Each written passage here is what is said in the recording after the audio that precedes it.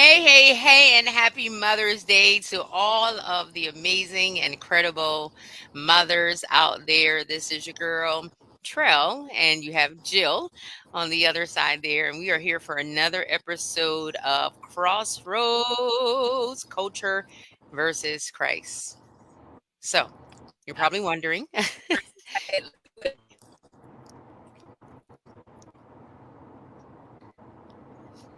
you got some technical difficulties there. Say it again, Can Jill. you hear me? I Oh, can I hear was you. just saying, let's. Okay, cool. I'm excited to be here. Let's get this conversation going. Meet us at the crossroads.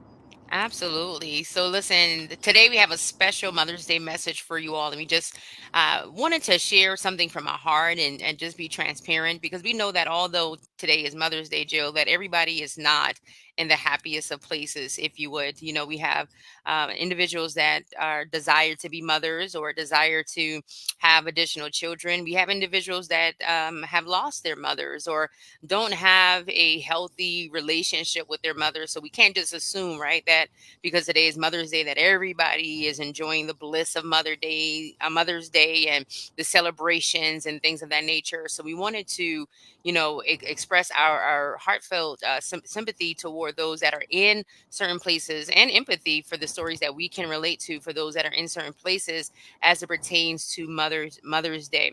So again, I'm Terrell Ravenel, and I am the founder and CEO of Wives Who Win, and I help wives and wives in waiting to transform their lives so that they can be in a better position to transform the lives of those around them, starting with their spouses, their husband, their children, and so forth and so on. And I also am in the lane of woman empowerment, if you would. But more than just being empowered, I help these women to just transform in different areas and aspects of their lives as well. So I'm very excited about the work that God has assigned to my hands. And I'm excited that I get to be here with my co host, Jill, who is going to just tell you a little bit about who she is and what she has been called to do here in the earth. Absolutely. Great intro, Trail. Love it. Yes. And honestly, even before I go there, it's really impossible to empower people about marriage without that individual, empowerment on both sides of the aisle, if you know what I mean. So, on to that, which kind of crosswalks in part to what I do. I'm the founder and CEO of BE Transform Networks, a global kingdom movement, all about helping you to renew your mind so you can transform your life. Really based on helping you to identify spiritual principles based off of biblical truths and apply those in your life so you can achieve success in the various modalities of life, whether that's your emotional, physical, mental, financial, in the various areas that we deal with day to day. So, also, I would be remiss if I say within that, it's just really an embodiment of transformation, personal transformation, and self leadership is really the starting point of all of that, and where we're leading you to step into your calling and really be the person that God's called you to be. Absolutely. Absolutely.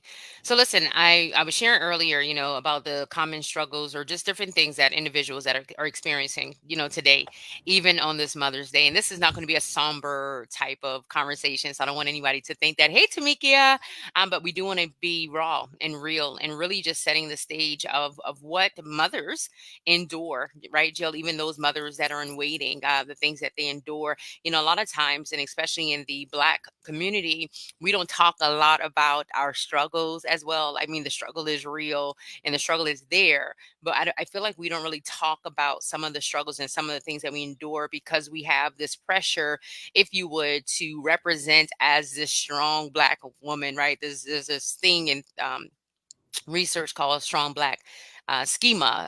The woman is looked as strong. She's looked at as a force. She's looked at as superwoman. If she does endure any type of hardship or challenge, she is just supposed to just, get up and wipe her tears and keep going about her day. But we have to pause for a moment because although those things are true and we do those things, there are other things that we do experience, and sometimes it's not as easy to wipe away those tears and to just pray our way through it and keep it moving. So there is pressure from society. There's pressure from all in, emotional, mental, physical, that we all endure. And we're just going to talk about that a little bit, really, today, about mothers in waiting and navigating infertility, acceptance, and faith. So mothers in waiting, navigating infertility, acceptance, and faith. And we're just going to share, some of our personal journey as it pertains to motherhood and as it pertains to infertility and acceptance, and then and walking in faith, right? Because as you know, Jill and I are women of faith, and there have been things in our lives as it pertains to motherhood and things of that nature, that we have prayed for, believe God for, still believe in God for. Happy Mother's Day to you too, sis. And so how do you navigate through those pressures, or how do you navigate, I guess not really pressures, but how do you navigate through that journey, when you feel that the thing you've been praying for and believing God for and having faith in God for has not happened, has not come to fruition or in the way that you desire for it to. Many of you know I do have a biological son, one biological son, but many don't know. What many do not know is that I've experienced three miscarriages, in between the year 2014 up until year 2023. And some may feel that okay, you are already a mom, you've already experienced motherhood and things of that nature, it should not be a big deal. I don't know, somebody might really think that, but that could be, further from the truth, because although you're still a mother, when you have a desire for more and more children, of a bigger family and things of that nature, and it does not happen, but the exact opposite happened, and especially dealing with a traumatic event as such as a miscarriage and having to go through various surgeries in order to properly miscarry a child, that can definitely have a toll on you, right? Your mental, your emotional, and also your physical. So, Jill, somebody might be asking, how do you deal with the losses, or how do you deal with the outcome when the very thing that you've been believing God for, you prepared your mind for, your body for, your heart for, your home for, does not happen. So are you able to just share anything as it pertains to that? Like, how do you be supported, and how do you support in that type of journey? I definitely want to answer that question, but I also, just before we even dive into that, I want to say, because like you've already started the conversation that kind of heightening the awareness that is an issue. I think I'll just talk about from where I come from in South Carolina. We see so many people having kids, and it doesn't seem like infertility is the issue. It seems quite the opposite, because it was common for people to have kids, at least growing up where I grew up, I believe in the Black community at large. People have kids in high school, in college, just before 25, oftentimes. But there is a group of women, whether it's because of getting married later or just deciding to wait, or perhaps it just never happens, um, that they're dealing with infertility. And it's oftentimes it's a silent thing. And this is even a time for us to heighten our awareness that sometimes when somebody doesn't have a child, it's not always by choice. To be fully transparent, I've never been pregnant in my life. Um, and that may not be obvious for some people. Just because you don't have a child don't mean you've never been pregnant. And granted, at times I was taking certain type of, you know, aids to help assist with that and doing certain things to prevent that. But then it became a time when I got married that I desired to. Back we started that journey probably back in 2015, and it just never happened. So I just want to one again heighten the awareness of that. And Cheryl, I'm probably need you to ask your question again because I kind of gave That's that. okay. Yeah. Yeah, I mean, just to add on that a little bit, and I just want to be very honest too, right here, because when you were saying that where we come from, you see people that have children, and that's not an issue. And I can be honest with you, I've seen people where, and I guess this has been judgmental on my end. I've seen people where I felt, um, I guess, didn't deserve to have children. And what I mean by that, like women that were not taking care of the children that they had, women that were not in the best position physically, mentally, emotionally, spiritually, or financially to have children. But it seemed like they didn't have any problem, continue to have children. So, even along my journey, Jill, God had to continue to deal with my heart regarding that, not being envious or jealous of those women, or feeling like they didn't deserve it, but just understanding what God had for my life. So I just wanted to add that to it as well, because people see you and they feel like, you may not have any of these things, these issues, these struggles, mental struggles, mind struggles, thought processes, and things of that nature that you deal with. But the further I mean, that, that can be further from the truth because we are all human beings and we're going to have human experiences. So the question was, how do you support someone on that journey, when they are dealing with infertility or dealing with second time infertility, because that is a thing. Some people have a child, and then when they're desiring to get pregnant again, such as myself, they consider that like a second fertility. So how do you support someone or be supported if you're on that journey? The way you support somebody's first, avoid making assumptions. Avoid making assumptions that people are intentionally delaying, that people don't want kids, or that they're preventing it. Because a lot of times that question comes up, oh, when y'all having kids? Especially for people that don't have it. So most women that I know desire to be mothers. So with that, I would say the first thing is the way you support it is don't make an assumption. So even in your well intentions of just asking a question like that can be to some degree insensitive because you don't know the nature around it. So before just kind of popping off with that question, you may want to, kind of get a pulse and maybe you can still ask, but I'm just saying be very gentle in that and don't make the assumption or assert of, oh, why you're not having a kid yet. Because a lot of times people can't help it. So that's how you can support. If you are aware of it, just keep them lifted and understand what their goals and plans are and support them in that. And just encourage them to keep the faith and believe because God is a powerful God and he can do so many things. And into that, I want to speak to those who are believing for their friends themselves to understand that although I know as myself, I would love to have a child through, natural means and all the things, and be able to carry that child myself and all the things. And I believe that that is God's will for my life. At the same time, God, the way be introduced to motherhood may not always be traditional. And so we get to be accepting of that as well.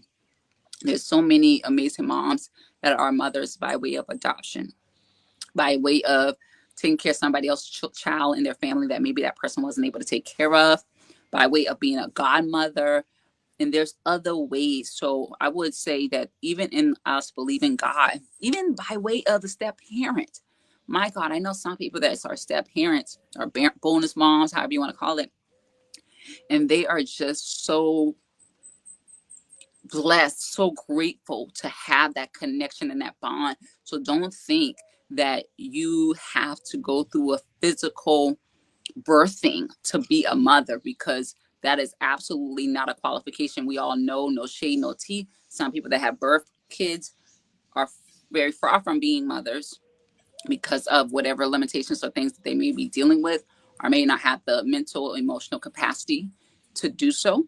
um, and the opposite is also true. So we don't want to be, don't, let's not limit God. God may bless you through a natural birth or through some type of supplemental process, through surrogacy, through being a step parent to maybe your partner who already has children, maybe somebody in your family, or opportunity for adoption or even foster care. There's just so many ways that we can be mothers, and we have to really understand what is the point, what's the purpose behind that. And let me say this one thing, and I'm gonna pass the mic back to Trail. Don't make the mistake to believe that your legacy is caught up in having children. So I know I used to believe that, like, oh, my legacy to carry on, yada yada yada. In the words of my Angel, well, paraphrase that she said to Oprah, like, her legacy, she don't know what her legacy is going to be. But I think we will all agree that even though Oprah didn't have any biological children, her legacy will carry on for decades, centuries, if not, that will carry on because of not just her birthing a child or being a mother, but because of the impact and the intentionality she has lived her life with. So I've said a lot, Trail, on that, but Yeah. that's what I would say. Yeah, absolutely. And I'm glad you brought that perspective up about the legacy because that is something that I believe women and men alike struggle with. You have to think about even Abraham before he had any children. God told him that he would be the father of many nations. His wife would be the mother of many nations. And we have to be accepting, even in line with our podcast title, and just, what we stand for, culture versus Christ. We can't think of it in the same way that culture thinks about it. Their culture legacy is, I get a business, or, I have houses, I have cars, and I leave those things to my children. But when we talking about our legacy also includes our spiritual journey. Our legacy includes discipleship. So whether that's discipling our own biological children or other children's, whether we have other sons and daughters in the faith, whether we are spiritual mothers and fathers in the faith, and discipling and mentoring other individuals in the faith. So we have to look at it from that perspective as well, and not get caught up in what the world's ideology is when it comes to legacy, when it comes to children, when it comes to family. And we have to really be understanding too, Jill. When people do not classify a husband and wife as, not necessarily understanding, but we have to correct that. That's what I want to say. When individuals do not classify a husband and a wife as a family, that is a pair. Any two or more, that is considered a family. But you'll see sometimes just the language and what we're used to, and our ideologies and our perspectives tend to shift to the world, and we have these thought processes, and we say these things, and we don't understand the impact that it has on a family unit. A family unit, again, is two or more. It does not necessarily include children, but that's what societal's definition and perspective is as it pertains to children. So this could be an emotional roller coaster for anybody, hoping and believing, and, constant disappointment. But I love what you said, Jill. We have to get to that place where we are acceptance. And one thing, as believers, we do have faith. The word of God tells us that faith is the substance of things hoped for, but evidence of things not yet seen. So Psalms 113:9 says he gives the childless woman a family, making her a happy mother.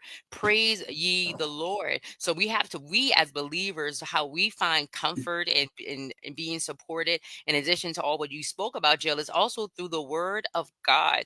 Adopting other family members, and changing our mindset on what our family dynamic would want, is going to look like. You mentioned adoption. You mentioned being a step parent, even being a godparent and things of that nature. I feel like if we learn how to appreciate those different roles, then the things that we do not have per se, or have not yet come to fruition or manifestation, would not be so heightened in our lives. I feel like we get caught up in what society and what culture says that we should have, who we should be, what our family should look like. And I believe that drives our desire even more. I'm not saying you should not desire children. I'm not saying should not desire a family unit where there's more than you and your spouse. But what I am saying is that we should be very careful and not getting caught up and drawn into what the societal picture is of a family, or of children. Children is just not a blood. So we can be more open to that. And if we can lean into those other relationships as godparents, as aunties, as step parents, and things of that nature, I feel that the fulfillment and things that we are looking for, it will be fulfilled in those areas. And we have to also, I'm gonna say this last thing, look at even the children in our church that may be misparented, in our communities, in our neighborhoods, that may be misparented. What do you mean by misparented? Well, children that may have a detached relationship from their father or their mother.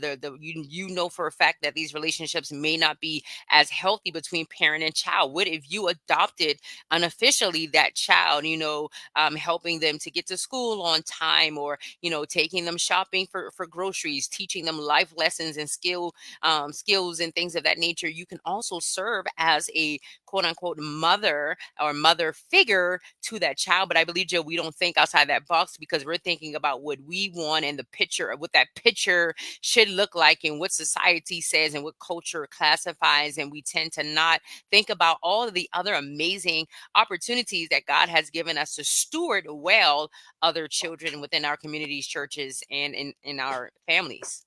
Absolutely. And it's actually a very essential role, because you can never underestimate how one encounter, conversation, a season can totally change the trajectory of a child's life. And then we don't know what that child's then going to go out and do, and the impact that they're going to make as a result of the encounter, the season. the influence that you have. So I believe anytime we're pouring into mankind, that we're doing in a positive way, and especially with biblical truths and such, we're doing the work of the Lord. And everything we do for God, we can't discount it. We don't ever want to discount what we're doing for God. Nothing we do for God is small.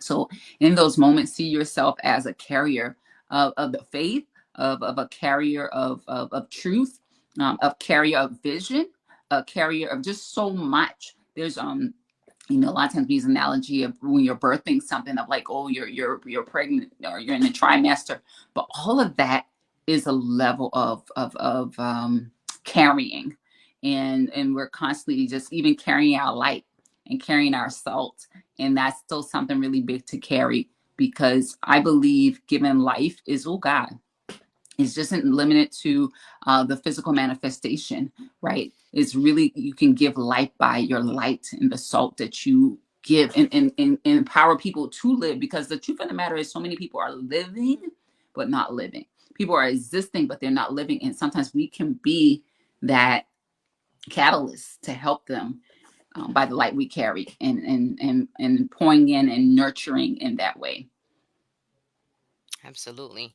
Absolutely. And what we're not saying ignore that desire. We're not saying pretend you are not sad. Pretend you're not sad. Pretend you're not disappointed, because that would just be, you know, ignorant on both of our ends to say something like that, and we would be oblivious to what you're feeling and what you're hoping for.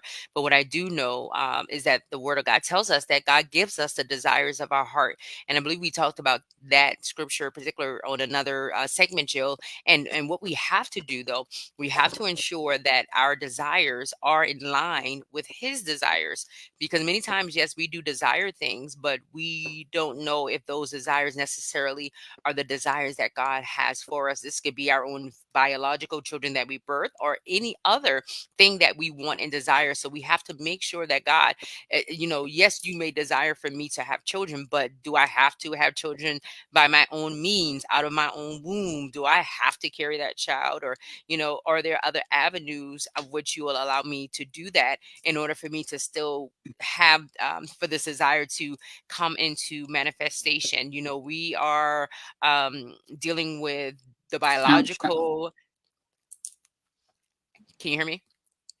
Go ahead. Now I can. Bi- Oh, the biological aspect of what happens to the human body, the physiological aspect of what happens to the human mind, the environmental aspect that would happen. So there's so many factors that must be weighed as it pertains to anything that we're asking God to do. But what I do believe, I'm just say this last thing, and we can start wrapping up here, is that when we find ourselves in a moment of despair or hopelessness or helplessness, we will always be able to find that comfort in Jesus. And if you're here and you're like, well, I hear you, Tro, but I'm saved, or I know God, or I have a relationship with him, or I go to church, but I don't really know him as my comforter. I really don't know him as my savior. I really don't know him as my helper. Then I would encourage you to seek the scriptures on those very things, to do a short study on those things. What is this? What does it mean? We have Google nowadays, which is an absolute blessing, because we can find and research anything on Google, including scripture and what it means and the context and all that stuff,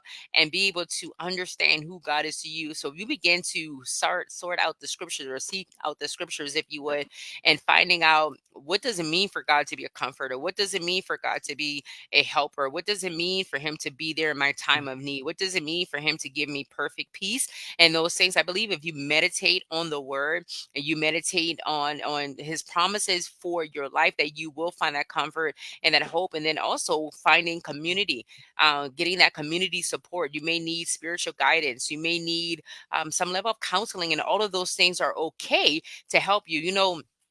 A lot of times in these struggles or these challenges, we're looking for the pain or the feeling to be taken away, but it's not always, Joe, about it being taken away. We need to learn how to manage. How do I manage being in this struggle? How do I manage and cope being in this place where all my prayers, all the things I want are not here yet, or I feel like my prayers are not being answered? Instead of wanting the pain to be stripped away, or God, I don't want to feel this way, I don't want to experience this. What if you say, well, God, help me me to process this, help me to manage this difficult and uncertain period in my life. Instead of me asking you to do it now, fix it now, or to take it away, help me to be able to manage in the midst of what I'm dealing with or what I'm enduring. That's good because that's real. A lot of times, the only way out is through, and we get to go through things. God never told us that this life would be easy and we would not have trouble. That was never part of the agreement. But before we wrap up, there's two things I want to touch on. And one, in the spirit of us talking about from the beginning of the conversation, we said, how can others be more supportive? Um, I also want to say we can be supportive. I want to revisit that for a second. We can be supportive by acknowledging when people have shared a journey with us, that pain or the difficulty may be with that. So I I believe in demonstrating and leading by example. So I'll do that in this moment. I just want to say to you, Trey, you shared that you experienced miscarriages. And I just want to say I can only imagine, how that is to be expecting and then that not happen. And not just one time, but on a number of occasions. So I just want to encourage you to keep the faith and know that God indeed is a promise keeper and that he's not like man, that he shall not lie, and that God's got you, that God's got you, and just keep on believing that, you know what? Yeah, God's going to do something truly amazing for you and your husband. So that's Amen. what I wanted to share with you. Thank you. And I also want to say there are a lot of programs out there to help women with fertility, some natural means and some, I guess you could say artificial for the lack of a better word, or let's use medical. There's some natural means and then there's some medical means that's out there. I know even when the Ashanti had got pregnant and some people posted, and I believe that it was posted in the experience in the spirit of, hey, you can have a baby at any age, but it didn't land well because one, we don't know what Ashanti did to get pregnant, whether she had, and I don't know, this is not a speculation or anything, I'm just saying these are all possibilities. Sometimes women are able to freeze their eggs, and if you're 35 or younger and you want child and you really don't have prospects in sight, you should go get your eggs checked. There's actually a way that you can do that to check the number and strength of your eggs through your gynecologist, or, obstetrician gynecologist. And I definitely encourage that. But going back to the Ashanti thing, that got a little haste because it was like, for the reason I said, we didn't know what she did. We don't know if she even has she's carrying somebody else's egg, if she used artificial insemination. I know her and Nelly end up becoming like co-owners of some type of at-home fertility, at-home, what is it called when you are fertile? I can't call it right now, but whatever that is, women test to see how fertile they are. She was doing some type of at-home test to help with that. So we just never know people's situation, but there are so many, like I said, medical and natural remedies, and I do encourage you to take it. I didn't get a lot into my story, but I remember when I was working with a doctor and they allowed me to go through the process of checking things like your follicles. They were checking my follicles FSH and and see, LSH, yeah, LH, yeah. luteinizing hormones, and FSH, follicle, yeah, Oh, you talk, yeah, that's a stimulating hormonal hormones, level. yeah. So those are hormonal level tests. But in addition to that, once I was starting to try to see if I had any viable eggs, Okay. um, they was checking like the follicle levels, and there Mhm. was a lot of things I was doing from a natural perspective and a lot of self-care. It's a lot of self-care. So I always say this, and this is going to be the last thing, Trail, and pass the mic back to you. I really truly believe that it never was God's design for women to work as hard and as much as we work today, and a lot of that causes a lot of our cortisol levels to go off, which really is a hormone that can cause our fertility to get off balance. And so, with that, ladies, sometimes we need to just, and not just even for the spirit of fertility, just for the spirit of good health, going on our knees for us thinking that we can operate and move and put that much energy and effort into the things we're doing like men. We're not built for that. We never were.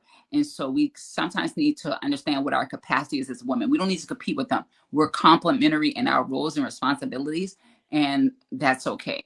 And so sometimes if you are a woman in waiting, or even if you're just a woman that want to be in good health, sometimes we just need to take some step back, take some things off our plate, and not overdo it. We shouldn't be operating in this high stress, overwhelm, going 1,000 miles per hour is not sustainable for a healthy life, period. And it definitely is not sustainable. And it definitely inhibits or can inhibit, let me say that, can inhibit your ability to be more fertile. So that's kind of what I want to say.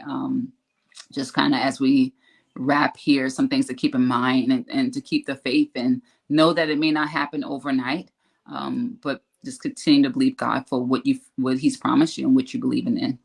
Yeah.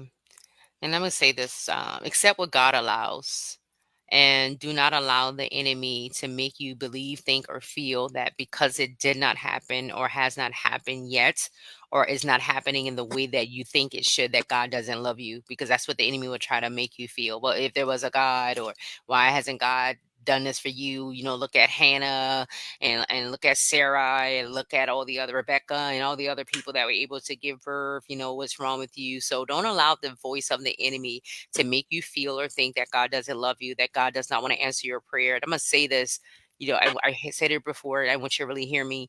Look for other opportunities to step up and be a mother. If you're waiting, if it has not happened, if age is passing or whatever, look for other areas and opportunities to be mother. There's so many children out here that need mothers. They need mother figures. And if we can't step out and step up for somebody else's child, what makes us think that we will be able to be that for our own? That's what I would say. Absolutely. And that's just kind of like, don't be getting ready. Stay ready so you don't have to get ready. And that is a level of preparation. It truly is.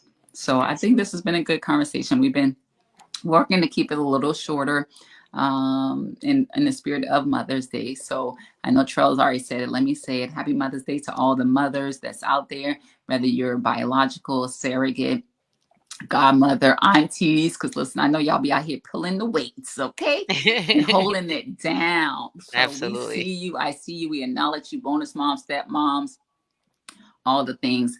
You are valued. You are a godsend, and continue to do what you do. And make sure you take care of the most important person on this planet, which is you, because you get to pour from your overflow. And the only way you do that is to make sure that your cup is full first. Absolutely. All right. So you all be blessed. We will see you back here on next Sunday at 5 p.m. Eastern Standard Time. I do want to make a couple announcements. If you're in the DMV area, be on the lookout for an event that will be hosted this month. So we're calling women out to that. And also be on the lookout for Wife Chat and Chew and self care. That's going to be happening sometime this summer. I'm thinking the date is going to be July 6th, either July 6th in Charleston or sometime in August. So be on the lookout for those things that are happening in and around the community, so you all can come and join us and be blessed and transform your lives. So, yeah, that's it. That's all. Have a good night. And have a blessed day. Thank All right. Bye you. bye.